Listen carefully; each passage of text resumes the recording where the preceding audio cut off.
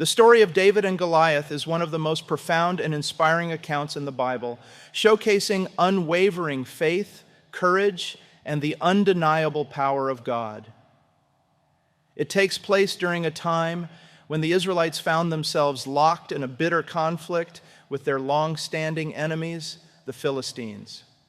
As recorded in 1 Samuel 17, this confrontation would not only decide the fate of two armies, but also demonstrate that victory belongs not to the strong or the mighty, but to those who place their trust in the living God. On one side of the valley of Elah stood the army of Israel, led by King Saul. On the opposite side stood the formidable Philistine army. The tension between the two forces was palpable, but what struck the greatest fear into the hearts of the Israelites was not the size of the Philistine army, but the presence of one terrifying figure, Goliath of Gath. This giant of a man towered over 9 feet tall, clad in heavy bronze armor that gleamed under the sun. He wielded a massive spear with an iron head weighing 600 shekels, a symbol of his unmatched strength and dominance on the battlefield.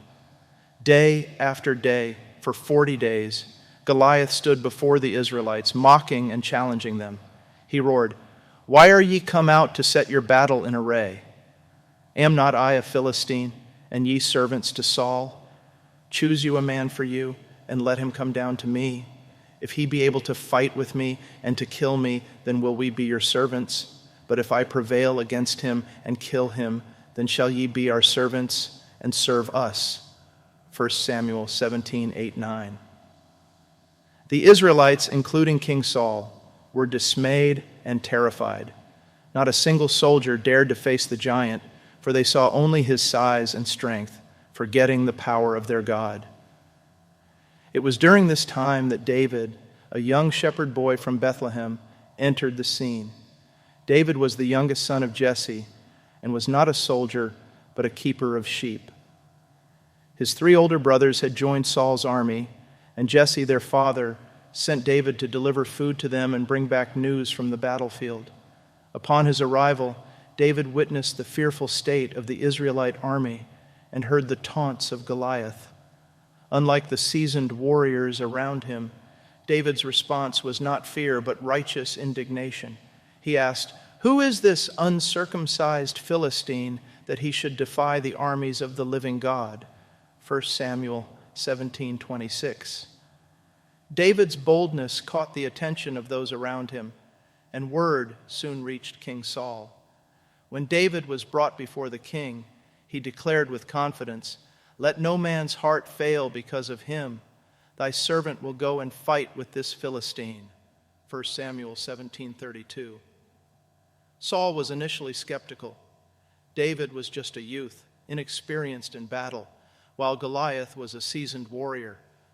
But David recounted how God had delivered him from the paw of the lion and the bear while he was tending his father's sheep. "The Lord that delivered me out of the paw of the lion and out of the paw of the bear, he will deliver me out of the hand of this Philistine."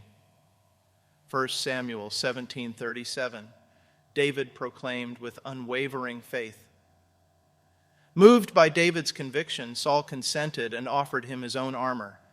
But David, unaccustomed to such heavy equipment, declined, saying, "I cannot go with these, for I have not proved them." 1 Samuel 17:39. Instead, David chose what he knew best, his simple shepherd's tools. He took his staff, selected 5 smooth stones from a brook, and placed them in his shepherd's bag. Armed only with his sling and faith in God, David approached the battlefield. As Goliath saw David coming toward him, he was filled with disdain. "Am I a dog that thou comest to me with staves?" he mocked, 1 Samuel 17:43.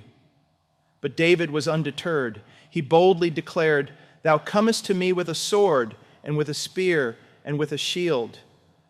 But I come to thee in the name of the Lord of hosts, the God of the armies of Israel, whom thou hast defied. This day will the Lord deliver thee into mine hand, and I will smite thee and take thine head from thee, And I will give the carcasses of the host of the Philistines this day unto the fowls of the air and to the wild beasts of the earth, that all the earth may know that there is a God in Israel. 1 Samuel 17:45-46. With that, David ran swiftly toward Goliath. Reaching into his bag, he took out a stone, placed it in his sling, and hurled it with precision. The stone struck Goliath square in the forehead, sinking deep into his skull. The mighty giant stumbled and fell face down to the ground. The Philistine champion was defeated by a single stone, wielded by a shepherd boy empowered by faith in God. David's victory was not just a triumph over a physical enemy, but a testament to the power of trusting in God. The battle is the Lord's. 1 Samuel 17:47, David had proclaimed, and his victory proved it true. When the Philistines saw that their champion was dead, they fled in terror, and the Israelites pursued them, securing a great victory. This story continues to inspire believers today, reminding us that no challenge is too great when we place our trust in God. David's courage teaches us that faith, not physical strength or worldly resources, is the key to overcoming the giants in our lives. Whether we face fear, doubt, illness, or hardship, we can find strength in the words of Psalm 56, verse 3, "What time I am afraid, I will trust in thee." Moreover, David's story illustrates that God often uses the humble, the unlikely, and the overlooked to accomplish his purposes. As Paul writes in 1 Corinthians 1:27, "But God hath chosen the foolish things of the world to confound the wise. And God hath chosen the weak things of the world to confound the things which are mighty." David's ascent from shepherd boy to king of Israel was marked by his unwavering dependence on God, a journey that began with this monumental victory over Goliath. For those facing seemingly insurmountable challenges, the story of David and Goliath offers hope and encouragement. It reminds us that we do not fight our battles alone. As Romans 8:31 declares, "If God be for us, who can be against us?" Just as God was with David on that battlefield, he is with us in our struggles, ready to guide us, strengthen us, and lead us to victory. In times of doubt and fear, may we remember David's example and stand firm in our faith. Let us face our giants with the confidence that comes from knowing the Lord is on our side.